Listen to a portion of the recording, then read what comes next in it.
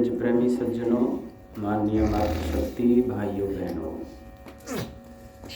जैसा कि हमारा प्रकरण चल रहा है कि हमें देवत्व की ओर बढ़ना चाहिए, मनुष्यता से ऊपर देवत्व को हमें प्राप्त होना चाहिए, जिससे हमारा जीवन सुंदर बनता है, ईश्वर की कृपा का पात्र बनता है, यह लोक भी हमारा अच्छा बनता है और परलोक भी सुंदर बनता है।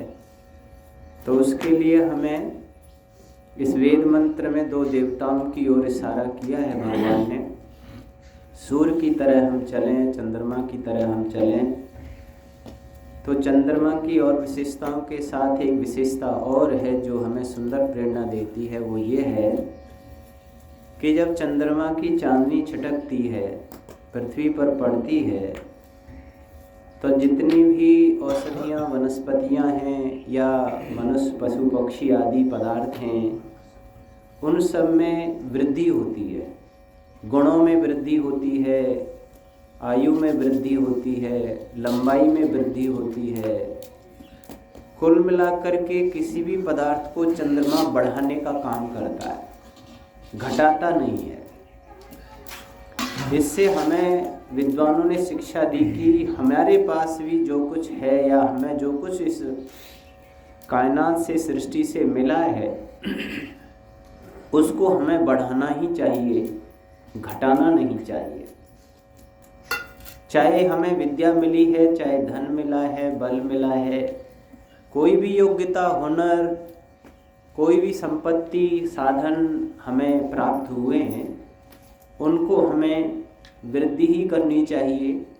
गुणों में, सुखों में, शांति में, व्यवस्था में, मर्यादा में, सभी चीज़ों में हम वृद्धि को प्राप्त करें, घटाएं नहीं, हिरास नहीं करें, हानि नहीं करें, नुकसान नहीं पहुंचाएं।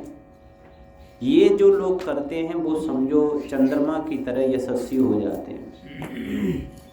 कुछ लोग ऐसे होते हैं कि जीवन को दुर्गुणों में, दुर्व्यसनों में अपने को डाल करके जो भी हमें योग्यता सामर्थ्य मिली है उसको बर्बाद करते हैं, उसको नष्ट करते हैं, समाप्त कर देते हैं। उनके जीवन अपयश के भागी होते हैं। यह लोक में भी लोग उनको कोई अच्छा नहीं कहते और भगवान की दृष्टि में भी वो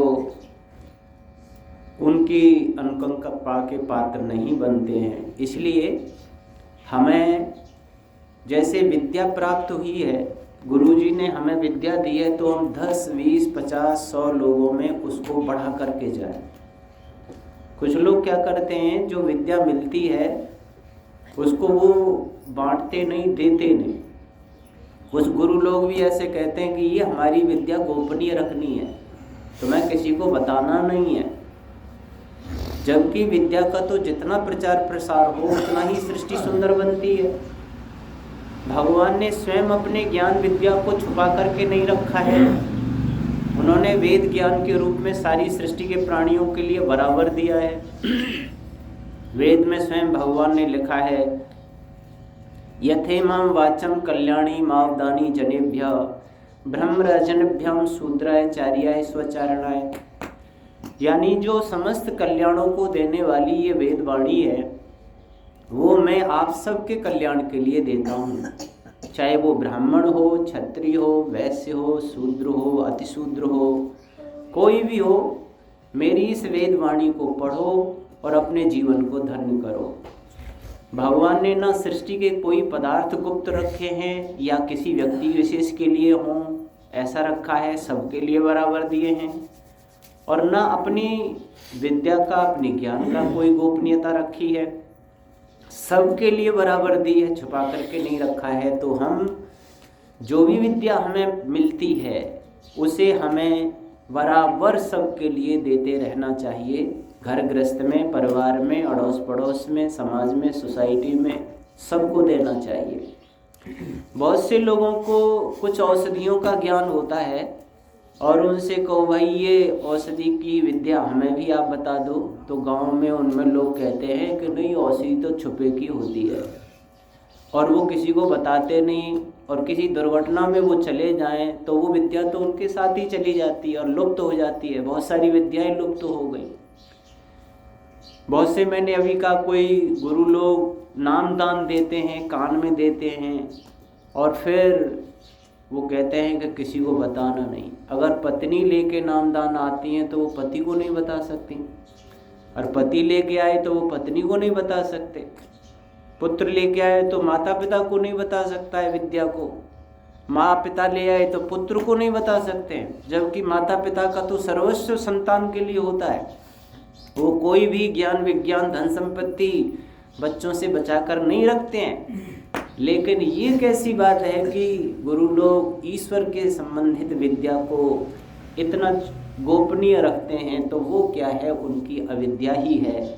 वो मानो बहुत बड़ी हानि ही संसार की करके जाते हैं। इसीलिए अगर हमने विद्या कहीं से मिली है या हमने ली है, उसको हम अधिक से अधिक लोगों में उसको बांट करके जाएं, प्रचार प्रसार करके जाएं। अगर हमें संपत्ति मिली है, जैसे माता पिता ने हमको कहा कि ये लो बेटा 10 बीघा ज़मीन मैं आपको हिस्से में देता हूँ, ये मकान आपको देता हूँ, अपना गृहस्थ चलाओ, जीवन चलाओ, तो मुझे अपने मेहनत और पुरुषार्थ से उस संपत्ति को बढ़ा करके ही जाना है। 10 बीघा की जगह 11, 12, 15 करके जाओ, नहीं तो 10 बीघा तो रखना ही है, उसे घटाना तो नहीं चाहिए, बढ़ा करके ही हम जाएं। चंद्रमा का काम है हर चीज़ को बढ़ाना, तो हम उसको बढ़ा करके ही जाए, घटाए नहीं। जो पैसा हमें सहयोग के रूप में मिला है, उसको भी अपनी मेहनत पुरुषार्थ से, इतनी मेहनत हम पुरुषार्थ करें कि जितना मिला है उतना हम दे के जाएं, उसे बढ़ा करके भी लौटा करके जाएं। ये सिद्धांत है। कहीं से भी आप पैसा लेते हो तो उसे ब्याज सहित बढ़ा करके ही देते हो, ये दुनिया का नियम है। ऐसा नहीं है 1 लाख रुपया आपने किसी से लिया और उसे घटा करके 90,000 करके आप दो तो कोई स्वीकार नहीं करेगा, ना कोई प्रसन्न होगा, ना यह धर्म और न्याय माना जाएगा। 1 लाख के कम से कम 2, 4, 10, 20 हज़ार रुपये आगे ऊपर करके दोगे तभी आपको अच्छा माना जाएगा, धर्मात्मा माना जाएगा। तो हमें जो कुछ भी संपत्ति आदि मिली है उसको भी हम बढ़ा करके जाएं। हमने जो भी सेवाएं ली हैं उसको भी संसार में बढ़ा करके जाएं।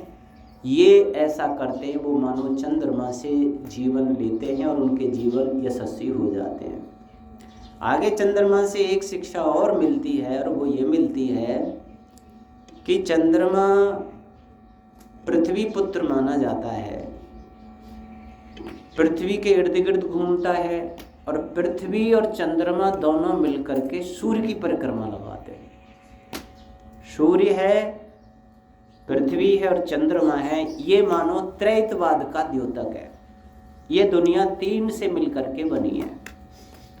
सूर्य मानो ईश्वर है, चंद्रमा मानो हम सब जीवात्माएं हैं जितने हम सब हैं, और पृथ्वी मानो ये प्रकृति है। हम सब जीव चींटी से लेकर हाथी पर्यंत मनुष्य आदि सभी इस प्रकृति के इर्द गिर्द घूमते हैं। प्रकृति हमारी माँ है, उससे हम पोषण लेते हैं, लेकिन ये प्रकृति माता स्वयं अपने संतान पुत्र जीवात्मा को लेकर सूर्य रूपी ईश्वर के इर्द गिर्द घूमती है, सूर्य की परिक्रमा लगाती है। तो इस सिद्धांत में, इस व्यवस्था में त्रैतवाद छुपा हुआ है। ईश्वर, आत्माएं और प्रकृति, ये 3 से सारी दुनिया मिलकर के बनी है। हम सब जीवात्मा चंद्रमा हैं, आत्मा हैं, ऐसा हमें समझना चाहिए। अब बात आती है ये कि चंद्रमा रहता तो प्रकृति के साथ यानी पृथ्वी के साथ है, पर प्रकाश किससे लेता है?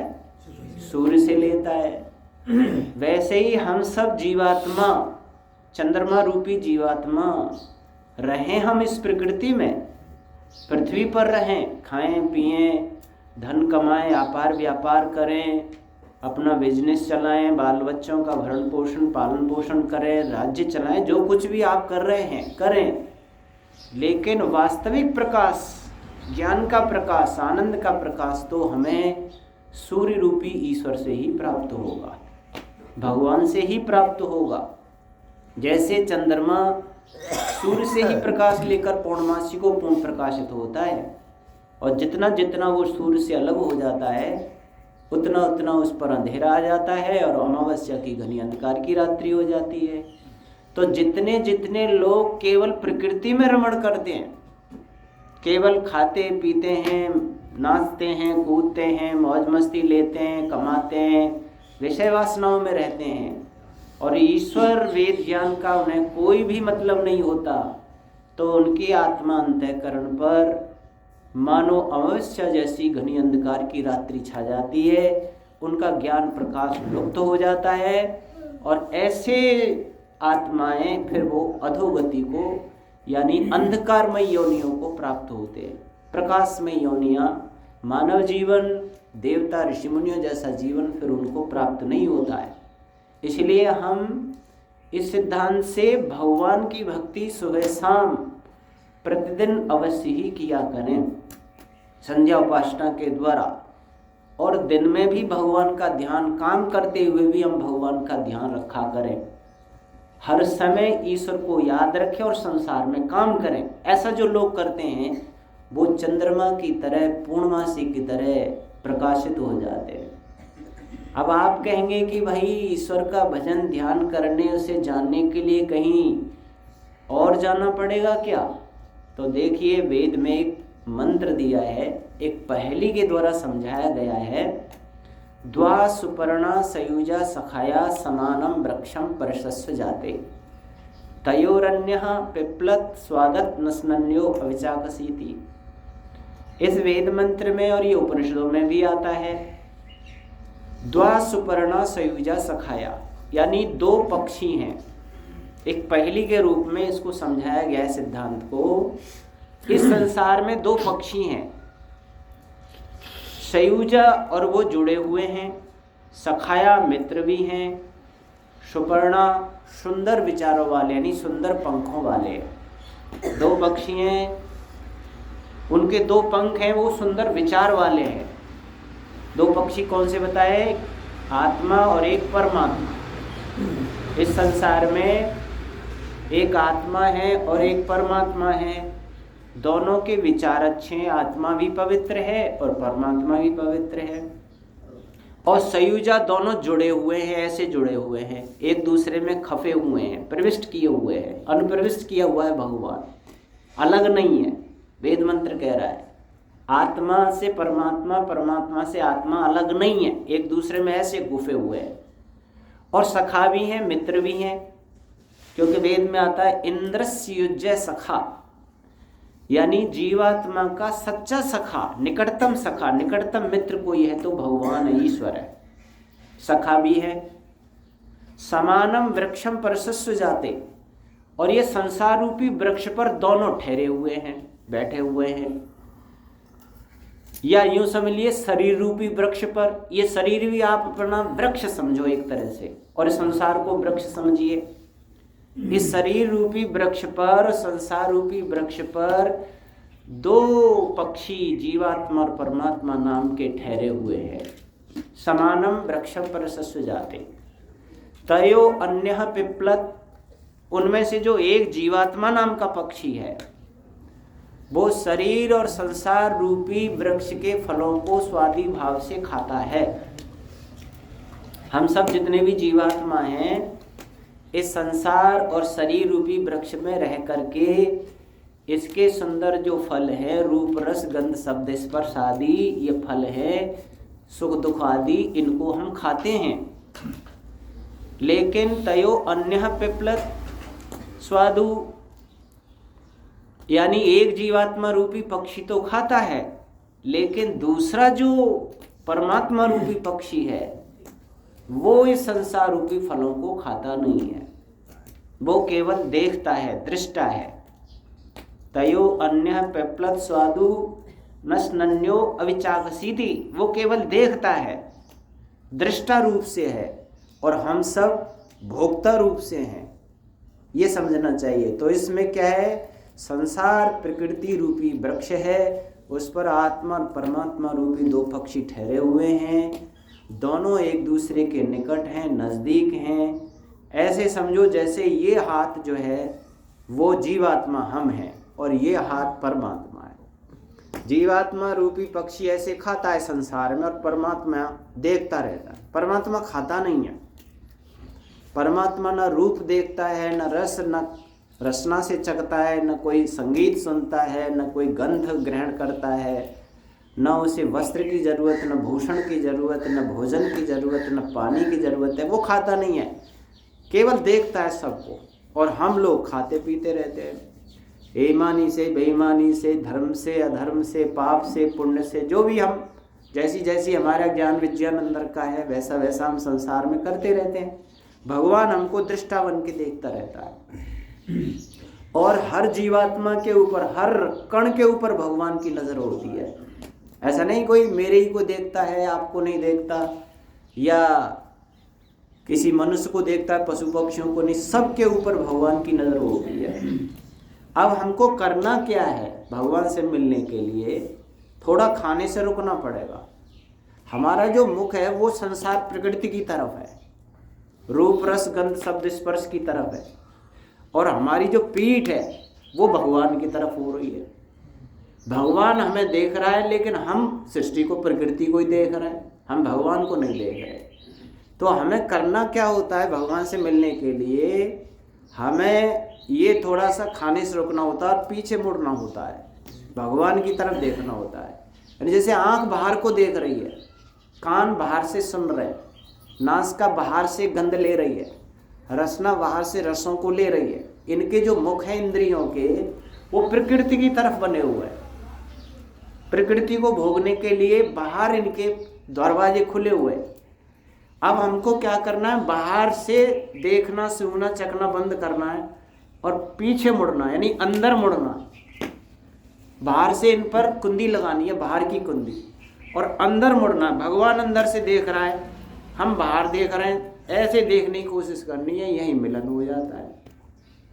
भगवान आपके अंदर ही है, आपको अंदर से बाहर से सर्वत्र से देख रहा है। केवल हम बाहर हैं, हम बाहर देख रहे हैं, हम बाहर चख रहे हैं, खा रहे हैं, पी रहे हैं, बाहर हम दुनिया में हैं। हमें थोड़ा दुनिया से रुकना पड़ता है, दुनिया को थोड़ा सा विराम देना पड़ेगा, फिर अपने अंदर डूबना पड़ता है। बस भगवान देख ही रहा है, तुम्हें देखने की कोशिश करनी है, यहीं पर मिलन हो जाता है। अर्थात जैसे जीवात्मा परमात्मा से प्रकाश लेकर पूर्णता को प्राप्त होता है, ये 100% बात है। जन्म मरण रूपी दुख से, इस संसार के बंधन से, कष्ट और क्लेशों से अगर कोई आत्मा नितांत मुक्ति चाहता है तो उसे भगवान की तरफ मुड़ना होगा, संसार से पीठ करनी होगी। जो अब हमारी पीठ ईश्वर से हो रही है, वो हमें भगवान से मुख करना पड़ेगा और प्रकृति से, सृष्टि से, इससे पीठ करनी पड़ेगी। दो को लेकर के नहीं चला जाता। कुछ लोग कहते हैं कि भाई संसार में भी मजे ले लो और भगवान का आनंद भी मिल जाए। तो ऐसे व्यक्ति के लिए किसी ने कहा है, दुविधा में दोनों गए माया मिलीन राम, यानी जो माया को भी चाहे और राम को भी, वो तो समझ लो बीच में ही लटक जाएगा। इसीलिए या तो माया ले लीजिए या राम ले लीजिए, दोनों में से एक ही प्राप्त होता है। अब आप ये सोचें कि भाई मुझे भुसावर को जाना है और चल रहे हो खेड़ली की तरफ, तो भुसावर मिलेगी क्या? तो खेड़ली मिलेगी। अब आप कहें भाई खेड़ली भी मिल जाए और एक ही बार में, और भुसावर भी मिल जाए, दोनों कैसे मिलेंगे? आपको खेड़ली से पीठ करनी पड़ेगी, भुसावर की तरफ मुंह करना पड़ेगा, उधर ही चलना पड़ेगा, तो भुसावर मिल जाएगा। ऐसे ही भगवान और प्रकृति है। आप प्रकृति की तरफ रमण करोगे तो प्रकृति क्या देती है? सुख दुख देती है, अशांति देती है, क्लेश देती है, आपको डायबिटीज देगी, ब्लड प्रेशर हाई लो देगी, हार्ट अटैक देगी, टेंशन देगी, समस्याएं देगी, झगड़े देगी, युद्ध देगी। आज क्या हो रहा है संसार में? युद्ध हो रहे हैं, झगड़े हो रहे हैं घर परिवारों में, क्योंकि ज़्यादातर प्रकृति को भोगने में लगे पड़े। उतनी ही संसार में अशांति, बेचैनी, कष्ट, क्लेश, दुविधा, संकट आते चले जा रहे हैं। आप अपने जीवन को देख सकते हो गहराई से कि मैं केवल प्रकृति में रमण करने से कितना सुखी हूँ, कितना शांत हूँ, कितना आनंद में हूँ, कितना चैन में हूँ। आप चिंतन ही करने लग जाओ केवल प्रकृति का, तो ही आपके राग द्वेष छल कपट संसार में दिमाग में बस जाएंगे। और केवल ईश्वर की तरफ आप चिंतन करते चले जाओ, केवल ईश्वर की बैठ करके थोड़ा सोचने लग जाओ, विचार करने लग जाओ, इतने से ही सुख शांति आनंद आने लग जाएगा, इतने से ही। इसीलिए हमें चंद्रमा की तरह अपने जीवन को वास्तविक सुख शांति आनंद से भरना हो तो थोड़ा सा प्रकृति से विरक्ति करें और भगवान से जुड़ें। इसके बारे में और विस्तृत रूप से कल आपके बीच में चर्चा करेंगे। ओम शांति, धन्यवाद।